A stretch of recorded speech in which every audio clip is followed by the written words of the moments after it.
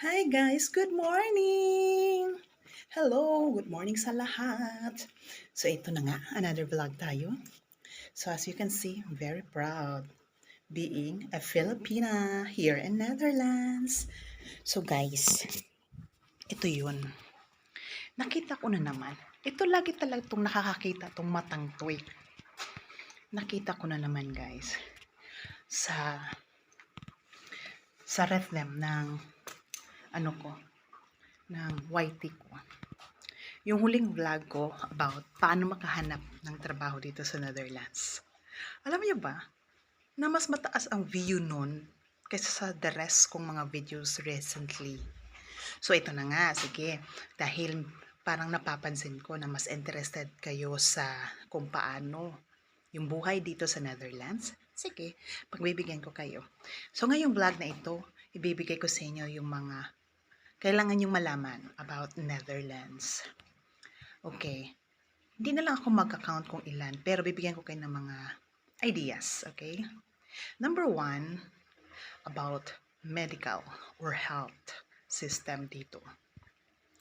Okay, sa atin kasi, mas more on tayo prevention, o prevention over cure.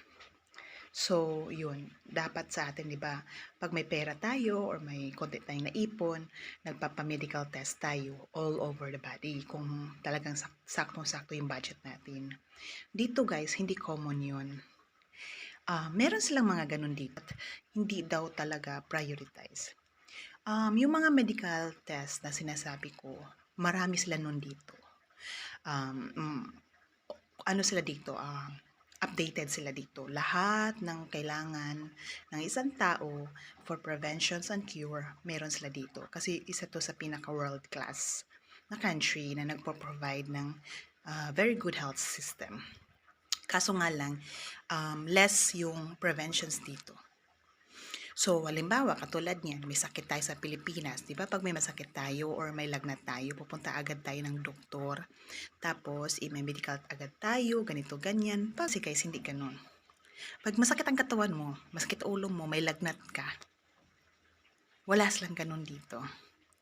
At wala ring, meron yung ganun yung ihi-ihi, pero hindi siya prioritize. Hindi nga ikaw binibipi dito pag pupunta ka ng GP mo eh. Chine-check lang nila kung ano yung part ng katawan na may sakit sa iyo.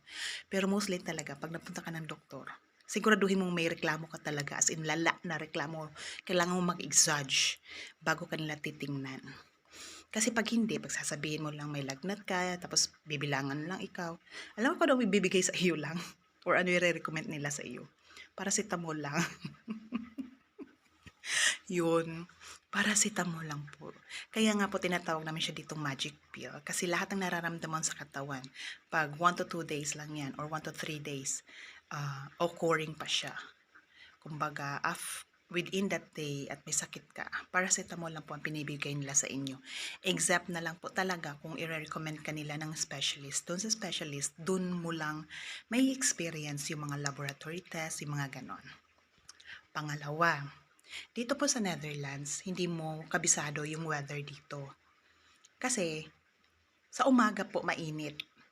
Pero hindi mo akalain sa tanghali at gabi or hapon,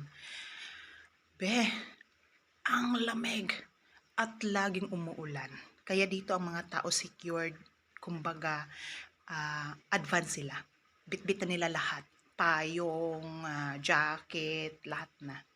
So, hindi ka nakakasigurado sa weather dito. Pangatlo, dito po sa Netherlands, priority po nila ang bisikleta.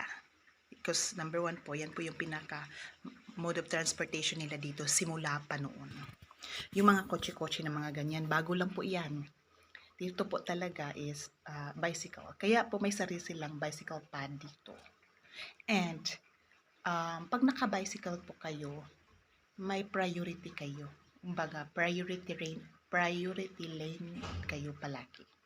Halimbawa, magko-cross kayo ng intersection, tapos may mga kotse na dadaan, hihinto po talaga sila sa iyo at ikaw po ang priority na idadaan nila. Ganon. Kaya, yun po yung pangatlo. Ano pa ba? Number 4 po, lahat ng tao po dito may insurance. Private man po or yung sa public. Mayaman ka man or mahirap, meron po talaga insurance. Lahat po dito, wala pong exemption. It's either foreign ka or taga rito ka, kailangan nyo po talagang magkaroon ng insurance bago ka po pupunta dito sa Netherlands. So, yun po yung pang-apat. Pang-apat na po ba yun? Okay, pang-apat. So, pang-lima, ano pang pang-lima dito? Ang pang-lima po dito sa Netherlands po, siguro napapansin nyo, ang mga tao po dito ay prangka. Walang filter po yung mga dila nila dito. Pag nasasaktan sila, sumasagot po talaga sila. Pag nagagalit sila, ipinapakita po nila talaga. Walang filter po ang mga tao dito kasi sa kanila dito, mas maigi na prangka ka dahil nai-express mo freely yung nararamdaman mo. So, kung ayaw mo, okay lang. Irerespeto ka ng ibang tao kasi opinion mo yan kumbaga. So, prank ang mga tao dito. Masaktan ka man o ano, talagang wala silang pake.